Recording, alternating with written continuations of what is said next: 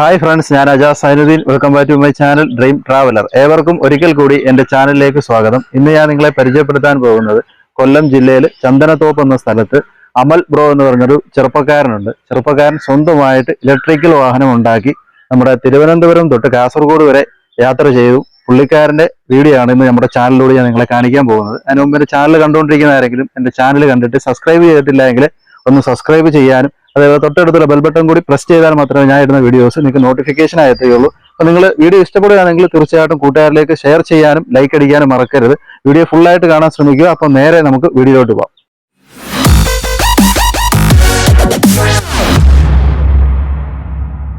Hi friends, ഞാൻ പറഞ്ഞ ചെറുപ്പക്കാരനായി കാണുന്ന വ്യക്തിയാണ്. നിങ്ങൾക്ക് എല്ലാവർക്കും സുപരിചിതനായിട്ടുള്ള പ്രോയാണ് അമൽ ബ്രോ.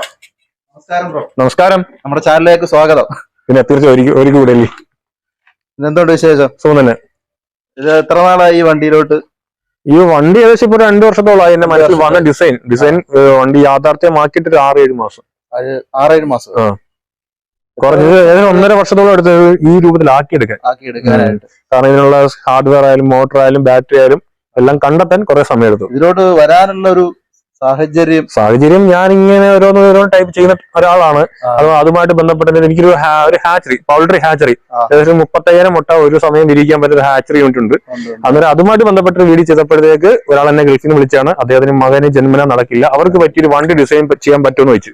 അന്നേരം ഇത് ഭിന്നശേഷിക്കാർക്ക് വേണ്ടി ഡിസൈൻ ചെയ്തൊരു വണ്ടിയാണ്, എല്ലാവർക്കും ഉപയോഗിക്കാം. എന്നുവെച്ചാൽ ഒരു കൈ ഉണ്ടെങ്കിൽ നമുക്ക് ഈ വണ്ടി ഓടിക്കാൻ പറ്റും. കാരണം ഞാൻ ഇപ്പൊ റിവേഴ്സിലോട്ട് പോകാൻ പോവുകയാണ്. എനിക്ക് റിവേഴ്സ് പോവാം, ഒരു കൈ മതി. ഞാൻ ഫ്രണ്ടിലോട്ട് പോവാം. കണ്ടോ, ഇതൊക്കെയാണ് 25 kilometre speed. Non registration category റോഡിൽ നിരത്തിൽ ഓടിക്കാം. ചാർജിങ് 2.25 മണിക്കൂർ. Lithium ion phosphate latest battery ഉപയോഗിച്ച് 2.25 മണിക്കൂർ ഫുൾ ചാർജ് 150 കിലോമീറ്റർ യാത്ര ചെയ്യാം. ഒരു 400 കിലോ വരെ ലോഡും കൊണ്ടുപോകാൻ പറ്റും. അതാണ് മെയിൻ പ്രത്യേകത. ഇത് ബൈക്കിന്റെ അലോയ് വീലാണ് ഉപയോഗിച്ചിരിക്കുന്നത്. ബൈക്ക് ടയറാണ് ഉപയോഗിച്ചത്. ബാക്കും ഫ്രണ്ടും ബൈക്കിന്റെ ബാക്ക് ടയർ ഉപയോഗിച്ചിരിക്കുന്നത്. കാരണം ഒരു ലുക്ക് കിട്ടാൻ വേണ്ടി. ഡിസ്ക് ബ്രേക്ക് മെയിൻ ആയിട്ട് ഹബ് ബ്രേക്ക് ഉപയോഗിക്കുന്നത്. ഡിസ്ക് ബ്രേക്കിന്റെ ആവശ്യമില്ല, കാരണം സ്പീഡ് 25 കിലോമീറ്ററിലേ ഉള്ളൂ. അതുകൊണ്ട് അത്രയും മതി. ഇതുപോലെ ബാക്കിൽ എത്ര പേർക്ക് ഇങ്ങനെ ഇരിക്കാൻ പറ്റും? ഇപ്പൊ നിലവിൽ സിംഗിൾ ഒരാൾക്ക് മാത്രം ഉപയോഗിക്കാൻ പറ്റുന്ന ഒരു വണ്ടിയാണ് സംഭവം. പക്ഷെ ഞാൻ ഒരു 1-2 പേർക്ക് ഇത് യാത്രയും ആവശ്യമുണ്ടെങ്കിൽ മെയിൻ ആയിട്ട് പറഞ്ഞാൽ ഇങ്ങനെയുള്ള ഭിന്നശേഷിക്കാരൊക്കെ വീടിനകത്തിരിക്കുന്നവരല്ലേ, പുറത്തോട്ട് പോയി സ്വന്തമായിട്ട് വരുമാന മാർഗമാക്കാൻ താല്പര്യമുള്ളവർക്ക് ഈ വണ്ടിയുടെ ബാക്കിൽ ലഗേജ് ഈ വണ്ടിയുടെ ബാക്കിൽ നമുക്ക് ഏകദേശം 300 കിലോ എന്തോ കച്ചവടം, മീൻ കച്ചവടം. പക്ഷെ വെള്ളം അകത്തോട്ട് ഇറങ്ങാൻ നോക്കുക. മീൻ കച്ചവടം ചെയ്യാം. പച്ചക്കറി, മലക്കറി, എന്ത് ഐറ്റം എക്സ്ട്രാ സിമെന്റ് 4 ചാക്ക് സിമെന്റ് വേണം സുഖമായിട്ട് വെച്ചിട്ടുണ്ട്. 4 അല്ല 3, 4, 5 ചാക്ക് സിമെന്റ് സുഖമായിട്ട് വെച്ചിട്ട് പോകാം. ആരെങ്കിലും ഓർഡർ പറഞ്ഞ് ഇതുവരെ ചെയ്തു കൊടുക്കും. ഒരുപാട്. പക്ഷെ ഇതെല്ലാം ഞാൻ കൈകൊണ്ട് നിർമ്മിച്ച വണ്ടിയാണ്. അതിൻ്റെതായ ഒരുപാട് പോരായ്മകളുണ്ട്. അന്നേരം മാർക്കറ്റിൽ ബൾക്ക് പ്രൊഡക്ഷനിലോട്ട് പോകുമ്പോഴത്തേക്ക് പറഞ്ഞാൽ എല്ലാം മെഷീൻ കട്ടിങ്ങും എല്ലാം ഇതിനകത്ത് ഉപയോഗിച്ചിട്ട് മെറ്റീരിയൽ ഹാർഡ്വെയർ നല്ല ഹൈ ക്വാളിറ്റി മെറ്റീരിയൽ ഉപയോഗിക്കാൻ പറ്റത്തുള്ളൂ. അന്നേരം സ്വന്തമായിട്ട് ഡിസൈൻ ചെയ്ത് കയറ്റി പറ്റും. അന്നേരം ഭയങ്കര എക്സ്പെൻസീവ് ആണ്.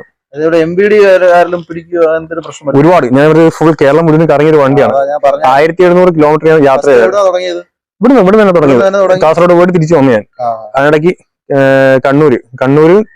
കണ്ണൂരിന്ന് തൃശ്ശൂരിൽ നിന്ന് എറണാകുളത്തിന് ഇടയ്ക്ക് വെച്ച് ഞങ്ങൾ NBD പിടിച്ചായിരുന്നു.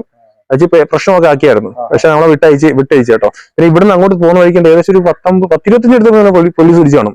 പക്ഷെ എല്ലാരും ഭയങ്കര സപ്പോർട്ടായിരുന്നു. നമുക്ക് യാത്ര ചെലവ്, കാരണം ഇവിടുന്ന് ഒരു 15 ദിവസം എടുത്ത് ഞാൻ യാത്രക്ക് പോയത്. KC ഇവിടെ ചാർജിങ് പോയിന്റ് ഉണ്ട്. പിന്നെ അതുകൂടാതെ നമ്മൾ എവിടെ നിൽക്കുന്ന വീടായാലും വീട് എവിടെ നമുക്ക് ഒരുപാട് സൗകര്യം തന്നു. കിടക്കാനുള്ള സൗകര്യം, ആഹാരം, ഞങ്ങൾക്ക് എല്ലാം കൂടെ 2000 രൂപയ്ക്കകത്ത് ചെലവുള്ളൂ. ഞങ്ങൾ 2 പേരാ പോയത്. എന്നിട്ട് ഞങ്ങൾക്ക് 2000 രൂപയ്ക്കകത്ത് ചെലവുള്ളായിരുന്നു ഈ വണ്ടിക്കകത്ത്.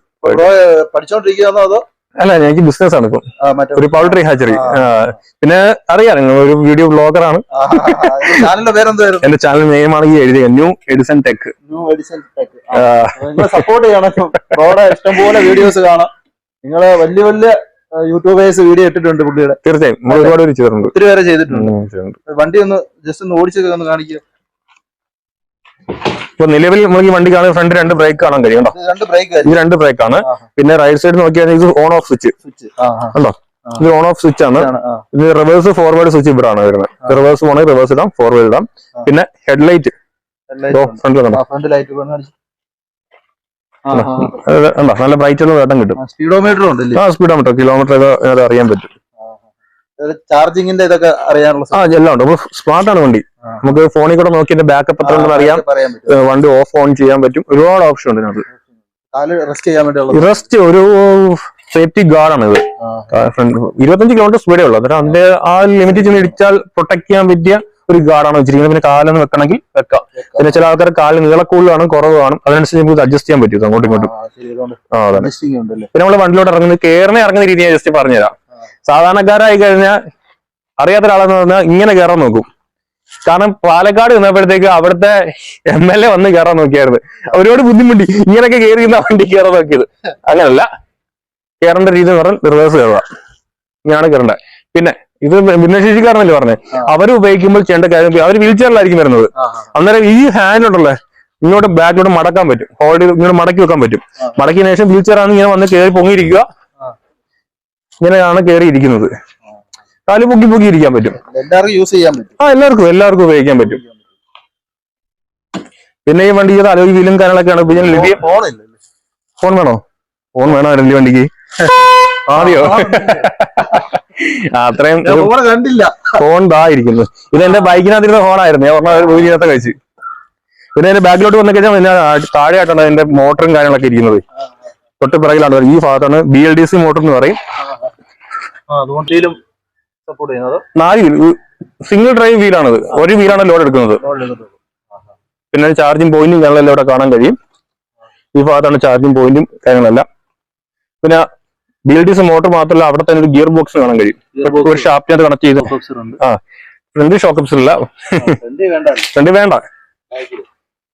യാത്ര റെക്കോർഡാണോ?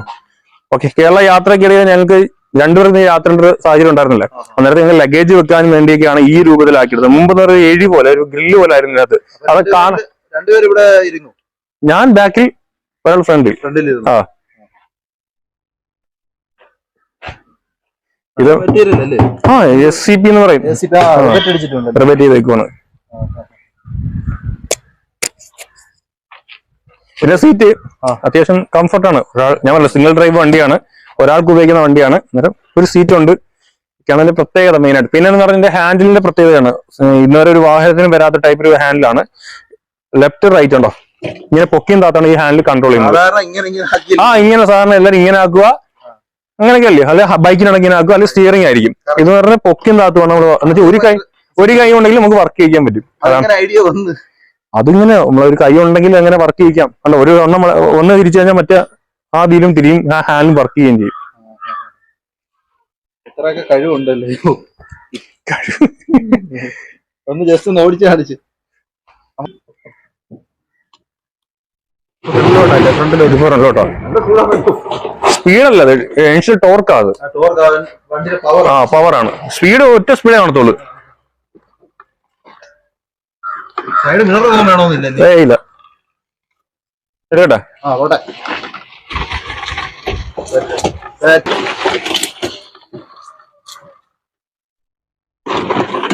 ചെട്ടൊക്കെ എടുക്കല്ലേ.